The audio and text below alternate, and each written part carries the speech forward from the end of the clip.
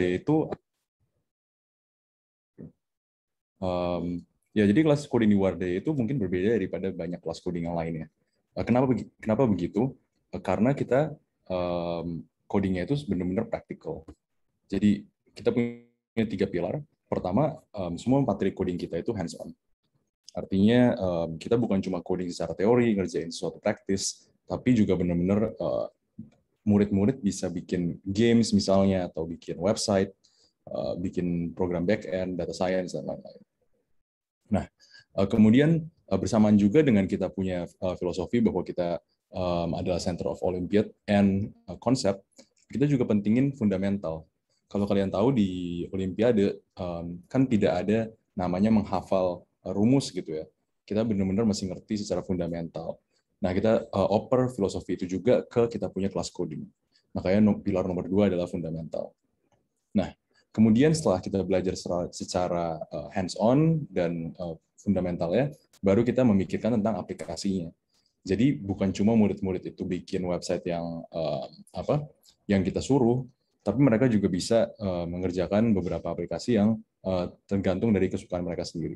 Seperti itu. Oke. Beberapa lama yang lalu kita mengadakan kelas coding secara gratis di WISE Computing 100. Jadi murid-murid yang pengen belajar Scratch, yaitu adalah programming language dari MIT, untuk murid-murid belajar coding pertama kali, itu bisa join secara gratis.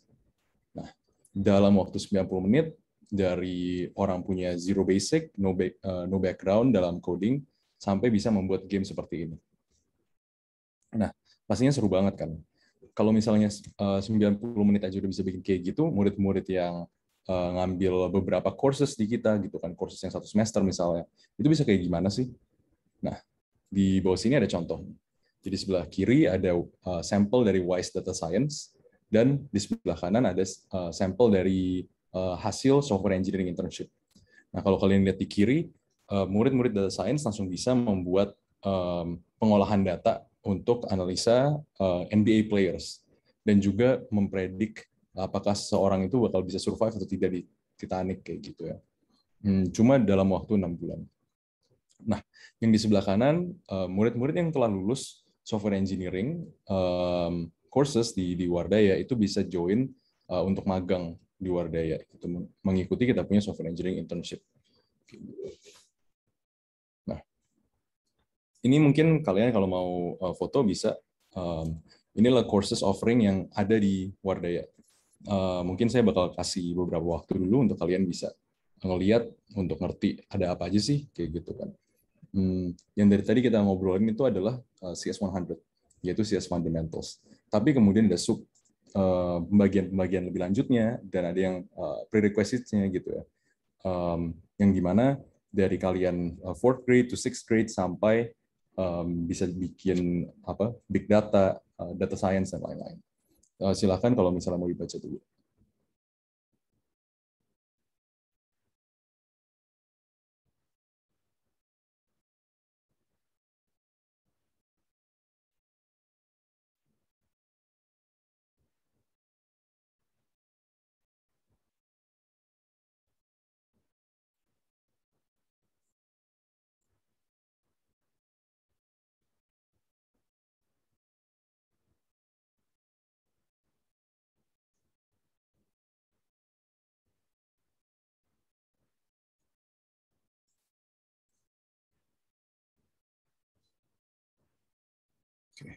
Nah, kita bakal diskusi tentang course-course-nya ya.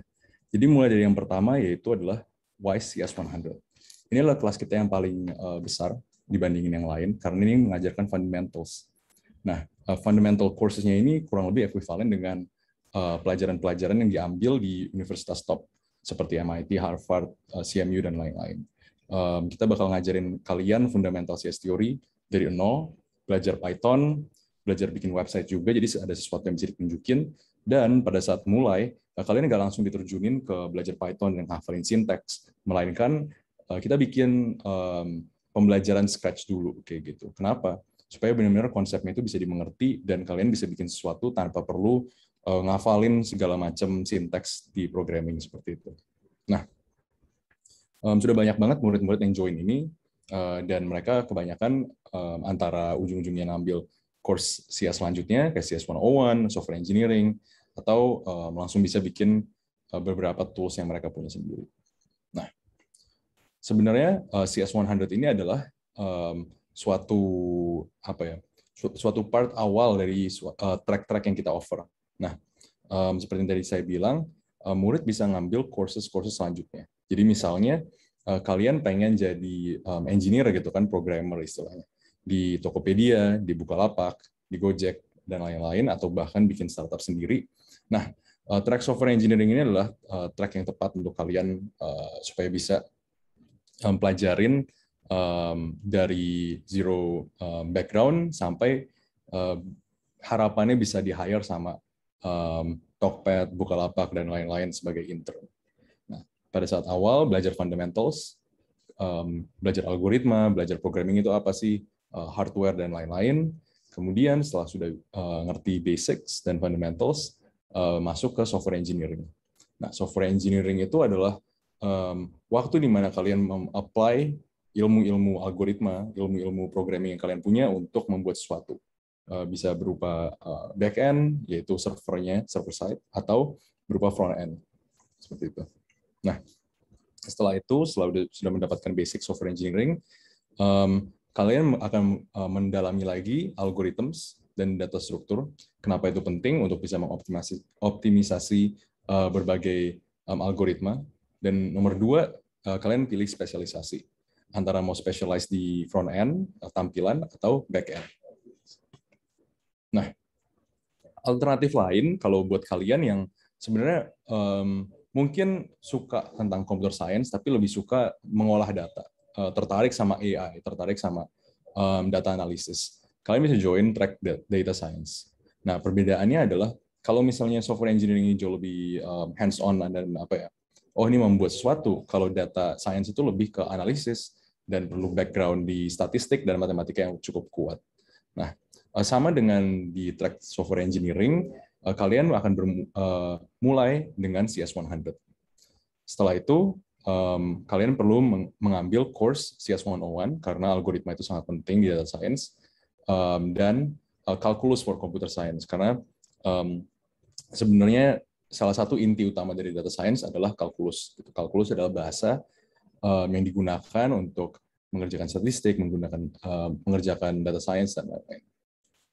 Setelah background-nya sudah kuat, baru di week ke-21 sampai 30 kalian join data science di DS 101.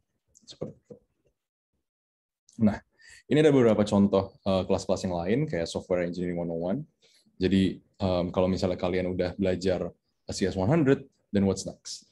So kalian bisa join Software Engineering 101, bikin portfolio website, belajar Python lagi, dan kemudian apply kalau misalnya pilih yang front end gitu kan ada HTML5, CSS, JavaScript. Kalau back end-nya gabungan dari Python, Flask, dan Node.js. Nah, kemudian ada juga kelas yang menarik banget, CS 101, yang sekarang lagi running, yaitu algorithms dan data structure. Nah, ini tujuan kelasnya apa sih? Jadi buat murid-murid yang awalnya gabung di CS 100, udah ngerti basic programmingnya, udah ngerti algoritma basicnya, dan pengen nge-extend supaya bisa misalnya ya gabung Olimpiad tapi level yang beginner kayak gitu, atau interview coding di tempat-tempat yang ternama. Nah, itu kalian bisa join di WISE CS 101. Jadi pertama belajar discrete mathematics, itu jadi kombinatorik, permutasi, graf teori. Kemudian mempelajari bagaimana sih cara menganalisis suatu algoritma, kayak gitu. Jadi ada namanya time space trade-off, yang dimana program-program yang menggunakan waktu lebih sedikit kadang-kadang mengambil space lebih banyak. Ada juga big O notation, yaitu cara suatu framework ya, cara berpikir untuk menganalisis algoritma. Nah, nomor 3, kalian baru masuk ke data struktur dan algoritma untuk bisa meng-apply hal-hal yang kalian pelajari sebelumnya. Oke. Nah, di sini ada path-nya. Jadi mulai dari fundamental CS 100, antara masuk ke software engineering, algorithm data structure, atau di sini untuk orang-orang yang pengen berubah jadi DevOps atau hacking, itu operating system dan computer architecture. Setelah software engineering, bisa pilih front end, pembuatan website, pembuatan aplikasi secara user end-nya ya. Atau back end engineering, yaitu di sisi infrastruktur, di sisi belakang gitu lah. Nah, jadi ini ada extension yang lain lagi. Mungkin sesuatu yang kita tadi belum sempat diskusi adalah CSAT. Nah, CSAT itu apa sih? CSAT adalah kelas untuk teman-teman yang di kelas 4 sampai 6 SD di sini. Nah, CSAT sendiri itu lumayan menarik karena banyak banget murid-murid yang menurut kita seenggaknya overachieving. Jadi bahwa kita menganggap wah ini kayaknya sulit banget untuk bisa murid-murid umur di kelas 4 atau kelas 5 ya untuk bisa coding dan membuat website, tapi ternyata mereka bisa kayak gitu. Mungkin tunggu sebentar, saya akan mempersiapkan dulu materi untuk intro tentang CSAT itu apa sih. Selagi saya menyiapkan, mungkin ada beberapa dari kalian yang merasa CSAT relevan, boleh masukin di chat sehingga saya bisa tahu mungkin secara proportion waktunya kira-kira banyak yang tertarik nggak untuk pelajarin CSAT atau kalian lebih di kalangan SMA, SMP kayak gitu.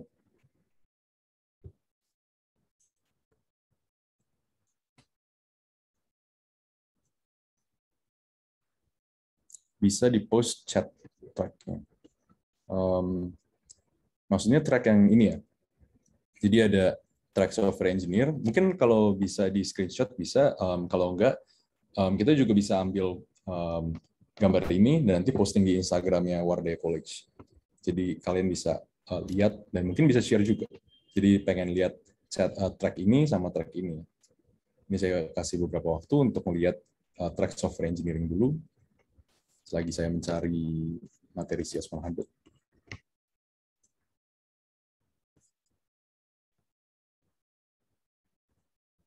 No, sorry. I mean CS80.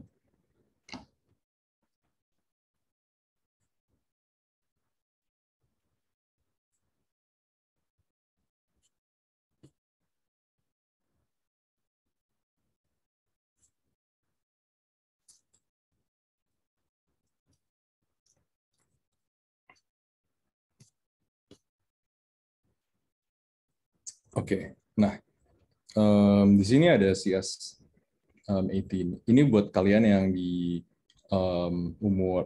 di kelas 4 sampai kelas 6. Kenapa CS18 ini penting? Karena di umur 8 sampai 11 adalah istilahnya golden age of child education. Jadi murid-murid bisa paling influence di umur 8 sampai 11 itu. Apa yang perlu dikerjain sih? Apa yang perlu dilatih? Nomor satu, critical thinking. Dan of course, coding bisa melatih critical thinking secara cepat. Nomor dua, talent identification. Jadi kalian bisa tahu benar-benar ini mau arahnya kemana sih ke depannya, berbakatnya di mana, interestnya di mana. Supaya pada saat SMP atau SMA itu udah mulai belajar di spesialisasinya mereka. Dan yang terakhir adalah lifelong relationship. Andai kata misalnya ketemu sama beberapa orang di waktu SD, mungkin relationship-nya beda banget sama orang-orang yang ketemu di waktu SMA, apalagi kuliah gitu atau kerja ya. Jauh lebih bisa relate, dan kebetulan di Wardah College juga ada spot di mana talent-talent yang hebat banget di SD itu bergabung, dan ini adalah opportunity untuk kalian membuat relationship seperti itu. Nah, kalau misalnya pengen tahu apakah cocok kalian untuk join CS80, bisa gabung di link ini, bit.ly/CSAT trial. Nah, itu nanti ada video trial CS80, sehingga kalian bisa tahu, oh ini asik nih, dan kayaknya menarik gitu kan kontennya. Diajarin sama Kak Rika namanya, yang dia itu adalah programmer dari ITB, dan sekarang lagi di Shopee Singapura. Jadi benar-benar orang yang bukan cuma ngajar, tapi ngerti coding secara profesional kayak gimana sih. Gitu. Nah, ini keren ya. Dalam waktu 90 menit saja, anak SD pun bisa membuat games seperti ini. Gitu. Jadi sama dengan CS100, walaupun mungkin jauh lebih santai dibandingin CS100 yang targetnya lebih ke SMA ya. Tapi murid-murid juga tetap bisa menghasilkan output yang bisa dilihat sama orang tuanya, bisa di-sharing sama teman-temannya, dan mereka sangat bangga dengan results mereka. Nah, pembagiannya kayak gimana sih? Jadi pembagiannya ada 10 minggu. 5 minggu pertama adalah belajarin Scratch dan Intro to Python. 5 minggu setelahnya ada Python dan HTML. Setelah murid-murid itu join CS80, ada beberapa opsi yang bisa dikerjakan. Pertama, kalau misalnya mereka benar-benar talented dan dianggap mampu, bisa join CS100. Itu fundamental course untuk murid-murid SMP SMA. Nah, alternatif lain bisa join coding lab. Sekarang ada CS80 lab yang dimana murid-murid itu latihan non-stop kayak gitu, belajar coding terus-terusan setiap minggu. Nah, kenapa perlu ada CS80 lab ini sih? Karena berbeda dari misalnya pelajaran biologi ya, yang dimana kalian diajarkan dan kemudian ujian dan sudah. Sebenarnya coding itu lebih mirip dengan misalnya latihan olahraga atau latihan musik, yang dimana setelah belajar, misalnya udah ngerti satu chord, satu scale, kalian pasti latihan terus-terusan, itu baru bisa jadi expert kayak gitu. Jadi karena itu kita actually merekomend murid-murid untuk join CS80 Lab sebelum join CS100 supaya fundamental itu benar-benar terlatih kayak gitu. Sama dengan main musik, istilahnya belajar lagu ini, belajar lagu itu, sebenarnya muridnya udah punya fundamental tentang bagaimana memainkan lagu tersebut. Cuma kalau misalnya jarang latihan, bisa lupa atau belum natural kayak gitu. Makanya kita rekomend sesudah CS80 gabung ke CS80 Lab. Kayak gitu. Nah, possible juga bahwa murid-murid ini pengen mendapatkan kombinasi bukan cuma coding. Jadi kalau kombinasi di antara coding sama public speaking, mungkin aja bisa jadi CEO startup karena bisa ngomong. Kalau misalnya dari coding plus suatu STEM subject, mungkin bisa mengerjakan sesuatu yang spesifik ke STEM subject tersebut. Misalnya dari coding dan kemudian biologi, mungkin bisa jadi biotech. Atau misal dari coding dan kemudian belajar dari STEM itu mathematics dan ke arah finance, mungkin bisa bikin algoritma trading bot kayak gitu. Nah, makanya ini kita encourage juga bahwa murid-murid yang join CS80 sesudahnya bakal join kelas yang agak nggak terlalu related, tapi sama-sama muridnya itu passion terhadap subjek itu. Nah, tapi pada intinya goal dari CS80 adalah menanamkan ide ke murid-murid bahwa programming is fun. Kayak gitu, programming menarik dan programming itu bisa dipahami dan applicable buat semua orang. Nah, ini ada perbedaan intinya, misalnya beberapa murid pengen nanya, oh ini saya di kelas 1 SMP atau misalnya 6 SD gitu kan, yang bisa memang kita assess bisa masuk dua-duanya, bisa masuk CS80 atau CS100. Nah, bagaimana cara mendecide-nya? Kalau di CS80, tujuan utama kita seperti yang tadi sebelumnya, untuk memastikan bahwa murid ngerti programming itu menarik. Kayak gitu. Programming itu ada aplikasinya dan teorinya itu dia ngerti juga. Nah, CS100 terus sedikit berbeda. Mungkin walaupun materinya kelihatannya mirip, tapi tujuannya dan istilahnya target students-nya sangat berbeda. Nah, kita pengen bikin CS100 itu buat murid-murid yang misalnya pengen ke universitas gitu ya. Terutama misalnya universitas misalnya NUS atau Waterloo.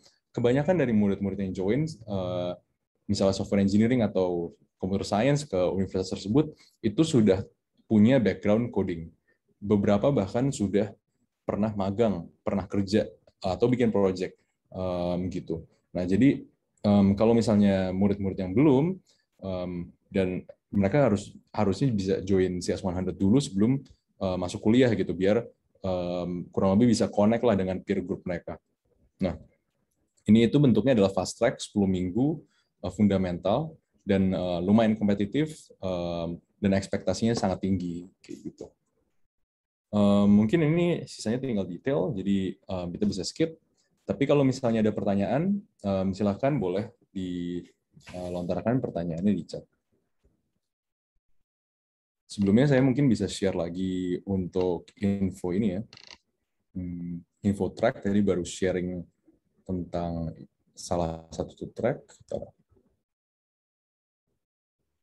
Oke, tadi kita sharing track software engineering, sekarang kita share track data science.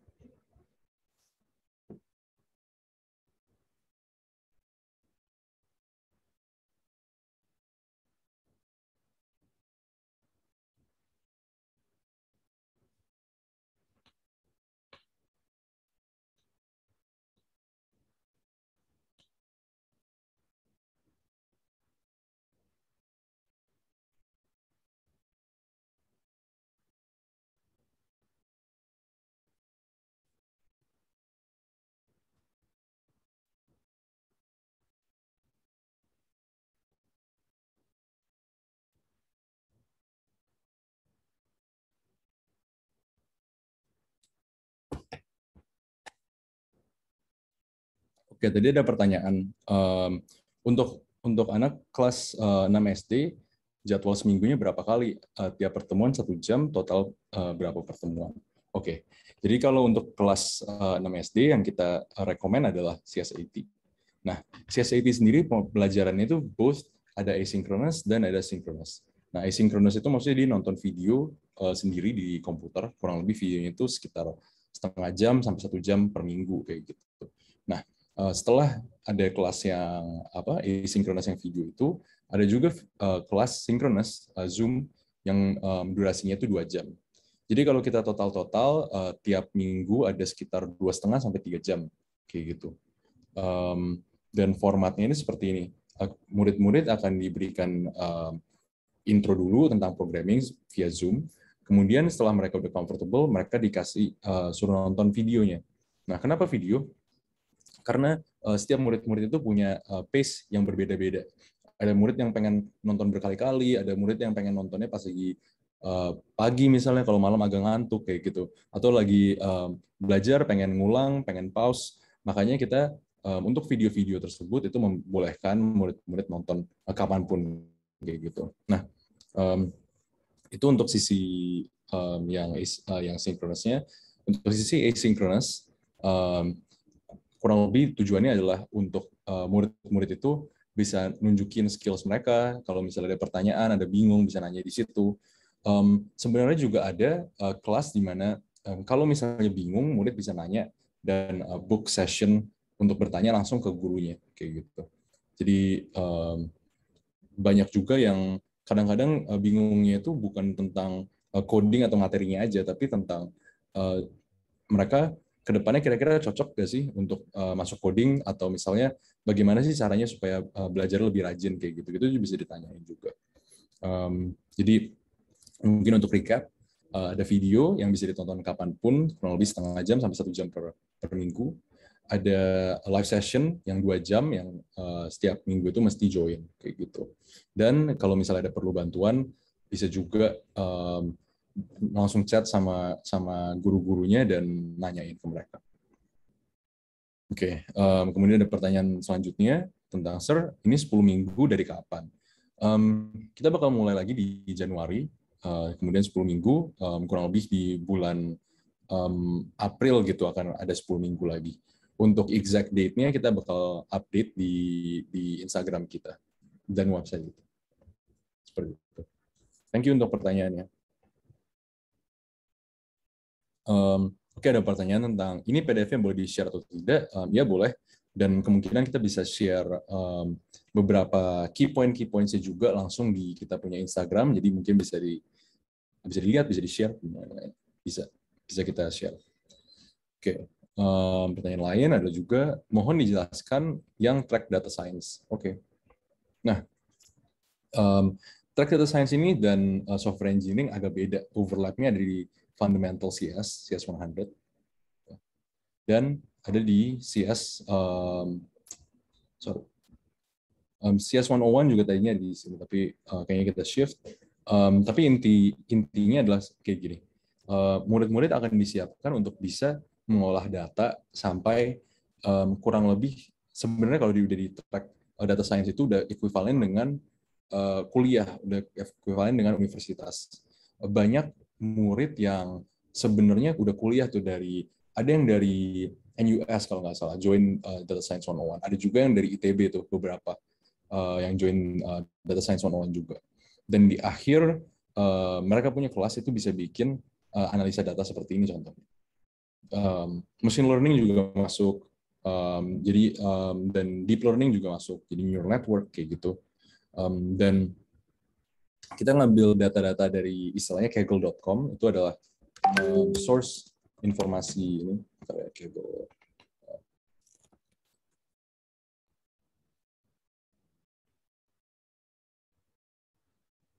Nah, Kaggle datasets ini, yang dimana mereka banyak banget data realistik yang digunakan untuk dari companies, digunakan untuk apa analisa buat lomba kayak gitu. Jadi tujuan akhirnya dari data science track itu supaya bisa sampai murid-murid itu kompetitif di level Kaggle kayak gitu, yang dimana Kaggle dipakai sama Netflix, dipakai sama Google dan lain-lain. Nah, untuk menuju sampai bisa ngambil data science 101 yang dimana kan ini ada banyak ujian di tengah-tengahnya nih. Jadi maksudnya kalian belum tentu kalau misalnya mungkin nggak sempat atau misalnya kurang fit, belum tentu bisa join di data science later. Tujuan akhirnya supaya bisa yang tadi Kaggle. Nah, yang di parts-partsnya adalah setelah CS100 fundamentals ke CS101, jadi belajar belajar algorithms dan data structure, yang dimana itu ekuivalen dengan kurang lebih Olimpiade beginner di Wardaya juga ada, dan kalkulus kayak gitu. Jadi belajar basic kalkulus sehingga ngerti bagaimana sih di belakang layar kode-kode data science ini bekerja kayak gitu. Baru di minggu 30 ya bisa join DS 101, Data Science 101 gitu. Gitu sih.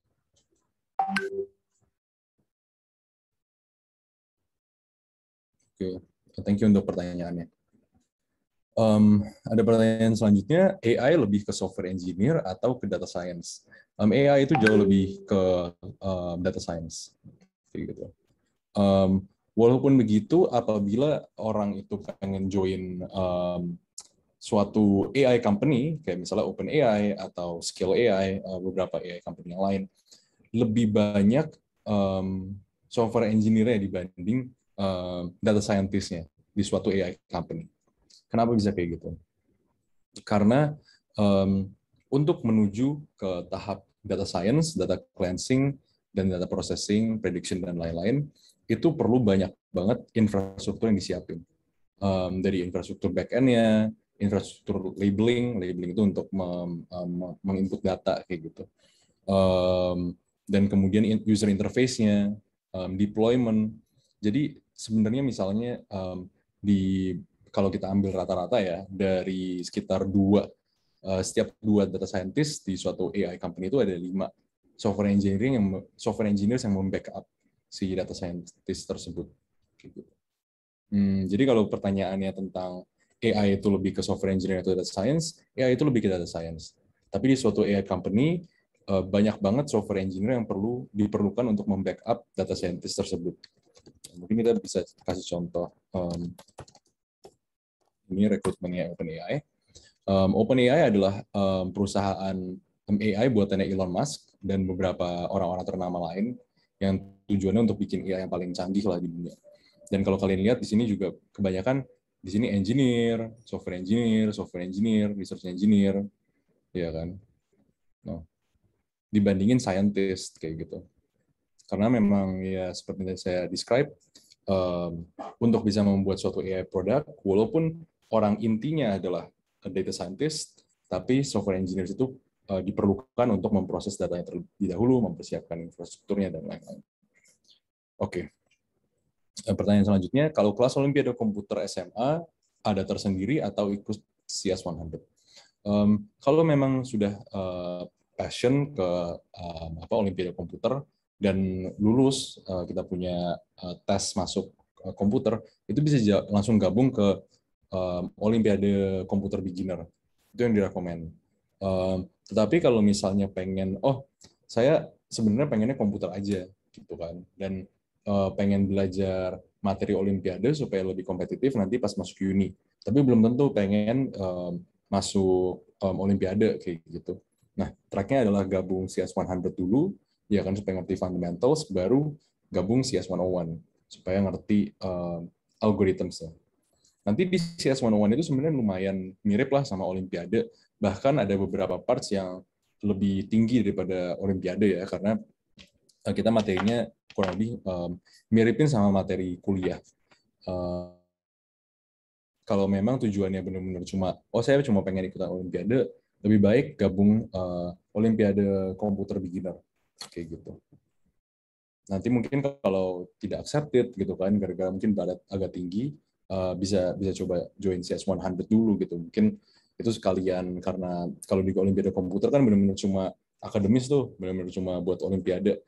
Kalau di CS 100 bisa sekalian, wah pengen bikin website aja deh, pengen bikin startup gitu, kayaknya lebih menarik, itu juga bisa gitu. Oke. Pertanyaan selanjutnya, Sir, ini CS 100 itu nama bahasanya atau apa? Oh, CS 100 itu adalah kode kelas kita. Sebenarnya itu istilah lainnya kalau misalnya di kuliah-kuliah itu intro to computer science kayak gitu. Jadi CS 100 adalah intro to computer science. Kalau misalnya kalian nanya CS 100 itu bahasanya apa aja sih yang available yang diajarin? Ada beberapa.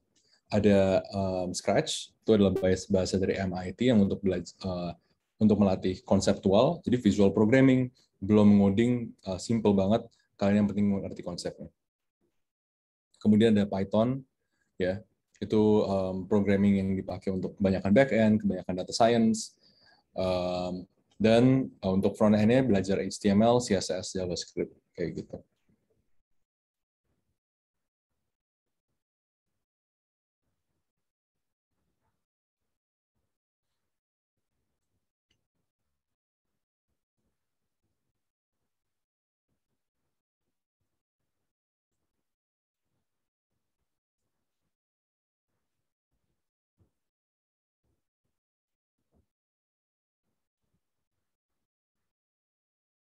Oke, kira-kira ada pertanyaan lagi?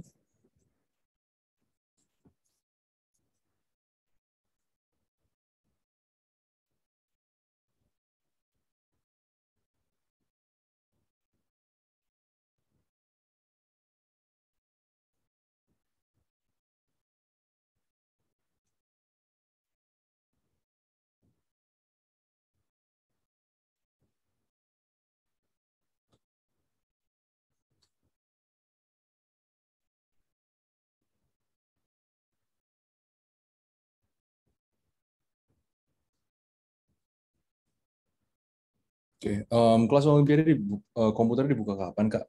Kita bakal ada batch selanjutnya di apa? Di Januari depan. Batch selanjutnya di Januari. Nanti bisa lihat di Instagramnya Warday College. Kemungkinan besar ada bareng-bareng sama buat masuk Olimpiade fisika, kimia, matematika kayak gitu. Oke. Dari semua program CS mana saja yang sudah jalan? Yang sudah jalan itu lumayan banyak, tapi yang mungkin ada perbedaan antara yang sudah jalan sama yang lagi jalan. Yang sudah jalan di data science, apa uh, algorithm data structure, software engineering, 100, CS80, computer literacy juga ada. Walaupun ini agak unik karena berbeda dari kelas-kelas yang lain, ini benar-benar purely asynchronous. Jadi kalian nonton sendiri dan belajar sendiri kayak gitu. Cuma di setiap apa di setiap semester kita kadang-kadang misalnya misalnya data science 101 itu di semester depan itu mungkin belum ada, kadang lagi nggak ada kayak gitu. Tergantung ininya, tergantung tanggalnya gitu.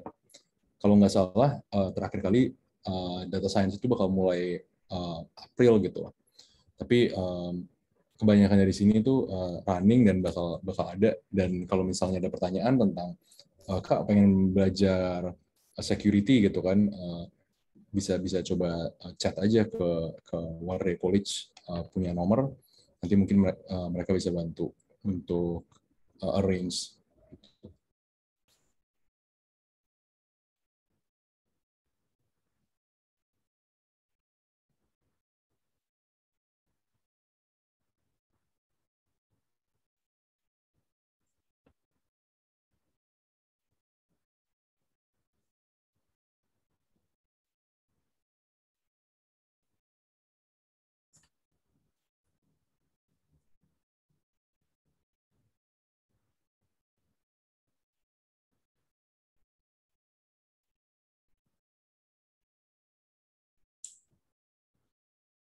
Ada lagi pertanyaan?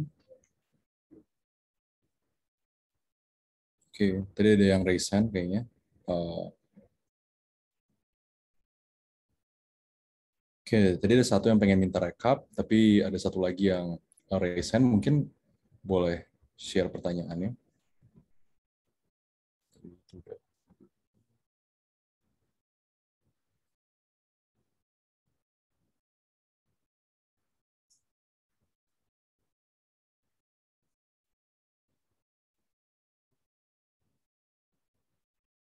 Oke, mungkin bisa dimasukin ke kolom chat aja kalau misalnya ada pertanyaan. Jadi kita coba. eh, answer. Oh, ini ada pertanyaan.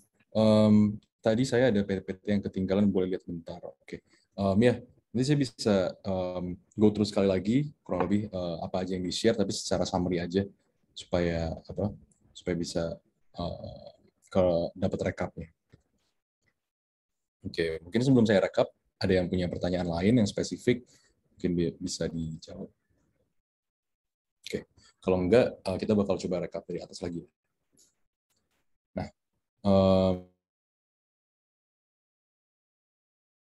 dan murid-muridnya itu bisa dalam waktu, say, 90 menit dari zero coding experience sampai bisa membuat game ini seperti ini. Dan dalam waktu 6 bulan, murid-murid bisa bikin data analisis buat data science kayak gini, analisa data NBA players untuk memilih rekrutmen yang paling baik, dan survivability of Titanic. Orang-orang yang join di software engineering bisa juga intern. In fact, websitenya Wardaya Online itu dibuat yang versi 1 ya, dibuat oleh intern-intern yang belajar di Wardaya kayak gitu. Jadi mereka bukan cuma belajar secara teori, tapi benar-benar bisa mengerjakan sesuatu yang praktikal. Kita punya 3 pilar kenapa kita bisa mengerjakan hal tersebut. Pertama adalah apa yang kita buat itu hands on. Jadi murid-murid benar-benar trial dan mengerjakan sesuatu secara coding, bukan cuma diajarin teori, dengerin lecture, dan lain-lain. Nomor 2, bersamaan dengan kita sebagai Center of Olympiad dan konsep, kita fokus banget ke fundamentalnya murid-murid gitu. Jadi murid-murid beneran ngerti sebenarnya di balik ini semua tuh bagaimana sih hal ini bekerja gitu. Nah, tapi bukan cuma kita belajar fundamental yang kuat, kita juga meng-apply konsep-konsep tersebut kayak gitu. Jadi yang seperti yang di atas, murid-murid setelah udah punya latihan hands-on dan konsep yang kuat, fundamental yang kuat, langsung bisa membuat website, langsung bisa menganalisa data yang real life kayak gitu. Nah, di sini ada courses-courses yang kita offer. Jadi untuk dari yang pas awal ya, murid-murid dari dari grade 4 sampai grade 6 itu bisa join CS80. Anak SMP dan SMA itu bisa join CS100, ini fundamental course-nya. Dan kemudian ada branch-branch yang tergantung dari spesialisasi yang pengen ditujui oleh murid-murid. Oh, ini ada pertanyaan lagi. Jadi mungkin saya bakal jawab dulu sebelum kita lanjut. Pertama, standar komputer apa yang diperlukan? Ya, Pak. Sebenarnya kebanyakan komputer itu udah cukup sih, nggak perlu komputer yang fancy. Mungkin komputer di range 3 atau 4 jutaan itu udah bisa jalan untuk kebanyakan dari kita punya course. Kenapa kayak gitu? Karena yang kita perlukan sebenarnya cuma browser. Gitu. Mungkin yang akan berbeda itu di kelas front end ya. Di kelas front end itu akan berbeda. Itu bakal perlu komputer yang lebih higher end karena kalian perlu nge-compile kodenya di laptop kalian.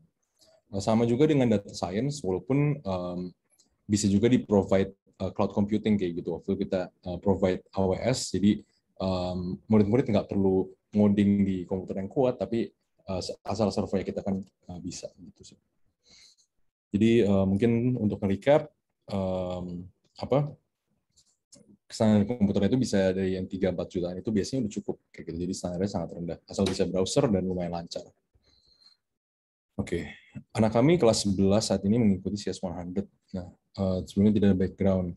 Mau tanya apabila selesai, boleh. Oke, ya. Nanti bisa definitely counseling dan nanya lagi gitu untuk ambil CS100 lagi. Kita juga lagi decide untuk bikin kelas-kelas sebelum CS100 kayak gitu, karena memang pada saat pembuatan CS100 itu kebanyakan anak-anak Olimpiade, anak-anak apa top univ, yang dimana pace-nya itu ya lumayan tinggi kayak gitu. Nah, kita bakal ke depannya menyiapkan kelas-kelas yang istilahnya pre CS100, tapi bukan buat bukan buat kelas 4 sampai 6 SD juga, tapi melainkan semacam CS100 yang pace-nya jauh lebih enak buat the majority of students kayak gitu. Nah, oke. Jadi yang tadi kita describe, CS100 itu mempelajari fundamentals to CS. Dimulai dulu dengan Scratch. Kemudian setelah Scratch belajar Python, yang dimana Python itu adalah bahasa yang dipakai paling banyak untuk data science, paling banyak untuk back-end. Kemudian membuat portfolio website, yang kemudian website-nya itu bisa ditampilkan ke orang lain. Dan again, kita itu approach-nya multilingual, jadi tidak ada satu bahasa apapun yang kita prefer. Murid-murid harusnya setelah gabung CS100, mau belajar Python, C, JavaScript itu langsung bisa. Dan untuk track-tracknya kayak gitu kan. Ini kan tadi kita ngomongin tentang individual course.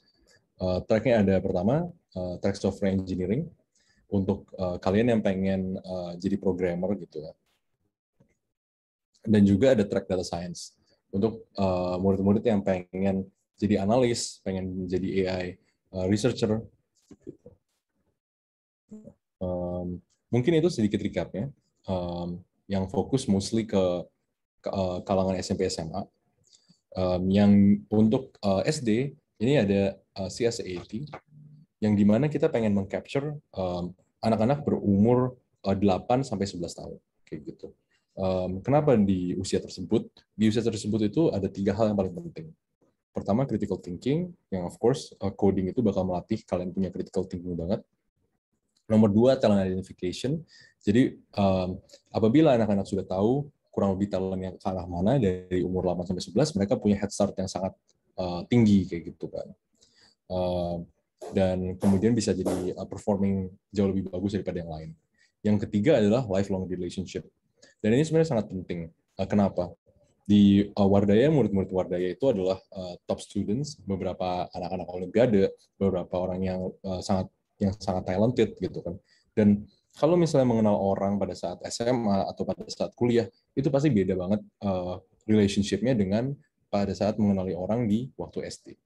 Nah, maka itu ini sangat waktu yang sangat tepat karena dikumpulkan gitu kan orang murid-murid yang benar-benar talented dan niat untuk perform, kemudian bisa network dari saat SD. Gitu. Kalian bisa join di sini di bit.ly/CSAD trial untuk melihat apakah cocok belajar coding kayak gitu. Belajar coding di Wardaya apakah interested. Ini diajarkan oleh Kak Rika yang dia itu lulusan ITB dan sekarang lagi menjadi software engineer di Shopee Singapura. Jadi benar-benar real experience, bukan cuma teori, bukan cuma ngajar. Dan dalam 90 menit, murid-murid bisa langsung ngoding seperti ini. Bisa buat game. Nah, setelah CS80, setelah belajar fundamentals, bisa ngapain aja sih?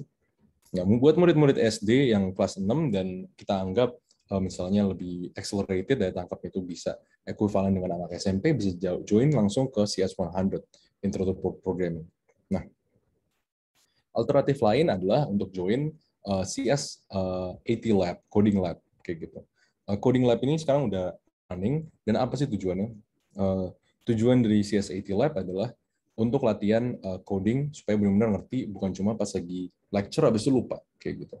Karena coding itu sedikit berbeda dari belajar akademis yang biasa, gitu. Misalnya sejarah, gitu kan, atau biologi.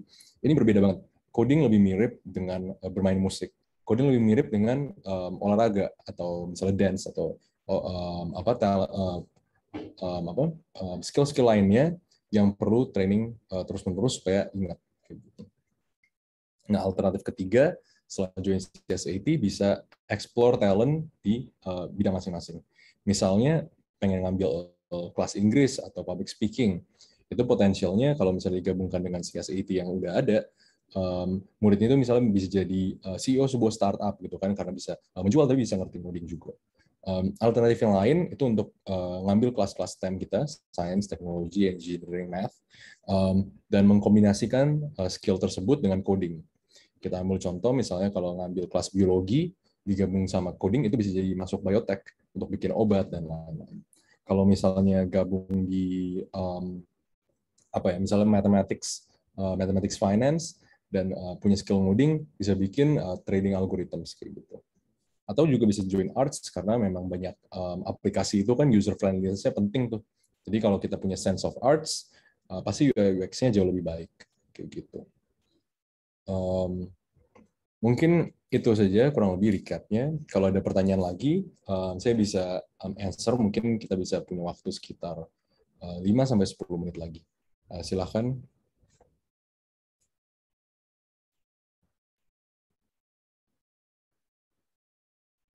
Oke, kita ada beberapa pertanyaan. Untuk SMA kelas 1 masuk level apa dan berapa biayanya? Untuk SMA 1 bisa join CS100. Kayak gitu.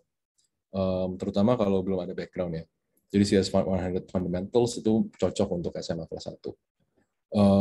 Berapa biayanya nanti bisa lihat langsung di registrasinya kita. Gitu. Yang dimana registrasinya itu ada di Instagram kita. Atau chat langsung ke nomor kita juga bisa. Mungkin dari admin boleh nge-share Instagram kita sama nomor HP kita supaya bisa dikontak. Apakah penerimaannya pure by test score atau kelas sekolah? Dua-duanya. Jadi kita minta rapor dan kita juga mengadain semacam logical test questions. Oke, ada pertanyaan selanjutnya tentang anak yang kelas 8 belum pernah belajar ngoding, bisa nggak ya? Harusnya possible, bisa. Bisa.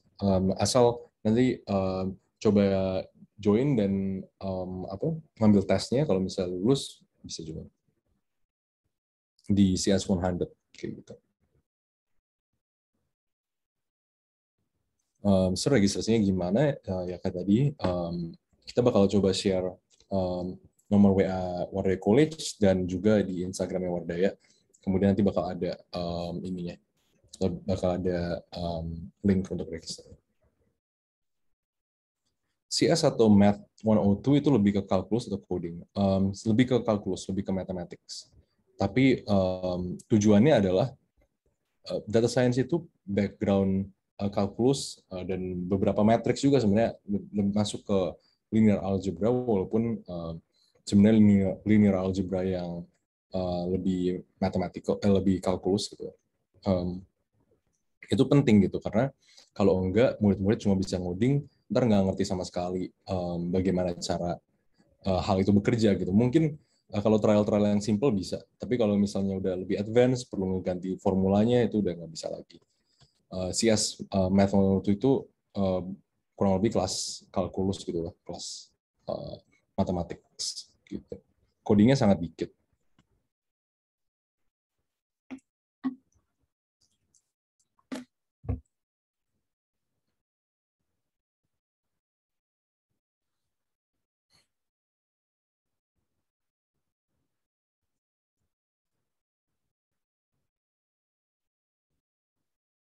Oke, kalau pengen masuk mechatronics lebih ke data science atau software engineering? Mechatronics itu lebih mirip ke software engineering sih. Iya. Karena mechatronics sendiri kan mechatronics engineering, jadi lebih cocok untuk masuk ke software engineering kayak gitu. Walaupun software engineering yang pure itu agak unrelated. Sebenarnya ini ada sedikit anekdot. Jadi beberapa bulan yang lalu ada Wardaya pernah ngadain talk dengan salah satu Googler, kebetulan teman saya dari Waterloo, dan pengalaman yang menarik adalah walaupun dia software engineer di Google, pas kuliah dia ambil mechatronics engineering kayak gitu. Dan pelajaran software engineer itu transfer lah ke mechatronics. Mechatronics itu kan sebenarnya pembagiannya adalah mechanical engineering, robotics, electronics, sama software engineering kayak gitu.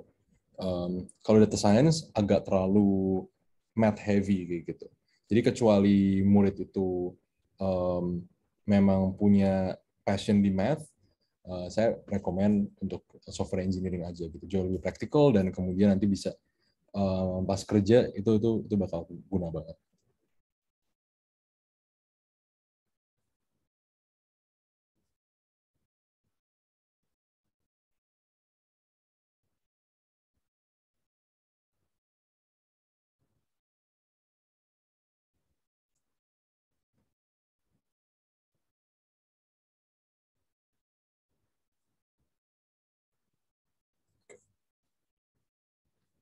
Mungkin kita bisa punya waktu sekitar 2 menit lagi untuk pertanyaan-pertanyaan selanjutnya. Kita bisa ngambil satu atau dua pertanyaan lagi.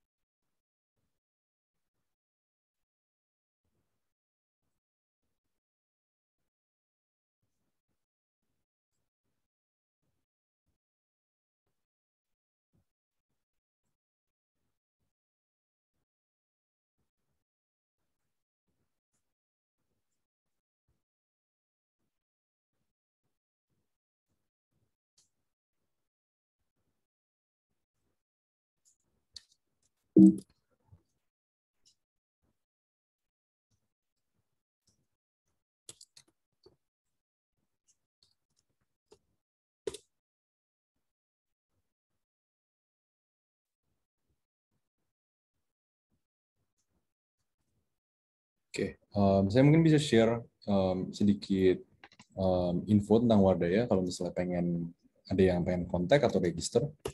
Nah, di sebelah kiri itu ada nomor WA kita, jadi bisa langsung coba chat aja dan nanya untuk misalnya CS100, CS101, atau CS Math 102 kayak gitu, atau email ke sekretariat. Cuma jauh lebih fast response kalau coba WA aja ke nomor kita. Gitu.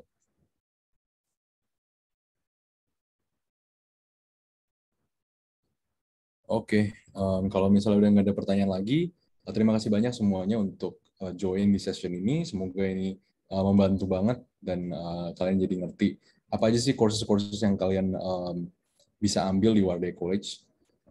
Coding ini kalau dari RI1 bilang akan kedepannya lebih penting daripada misalnya bahasa Inggris kayak gitu. Itu seberapa penting belajar coding itu. Dan coding ini bukan cuma satu tipe gitu. Ada yang data science, ada yang front end engineer, ada yang back end engineer, ada yang biotech. Jadi coding itu bisa dianggap sebagai bahasa gitu ya. Bahasa untuk teknologi informasi kayak gitu. Yang kemudian spesialisasinya mau antara gabung sama art supaya UI UX atau gabung sama bio supaya jadi biotech. Itu tergantung passion masing-masing. Tapi coding adalah bahasa untuk bisa menggunakan tools informasi di kedepannya kayak gitu. Jadi kalian yang pengen jadi researcher, pengen jadi analis atau pengen bikin startup sendiri atau kerja jadi software engineer di perusahaan-perusahaan top kayak Gojek, Google, Facebook dan lain-lain, mulainya dari sini. Mulai dari CS100 atau CS80 atau kelas-kelas yang lain kalau misalnya lulus ujiannya, dan kemudian kita bakal bantu channel kalian ke minat dan passion kalian masing-masing. Sepertinya ini saja untuk hari ini. Happy Sunday semuanya. Bye.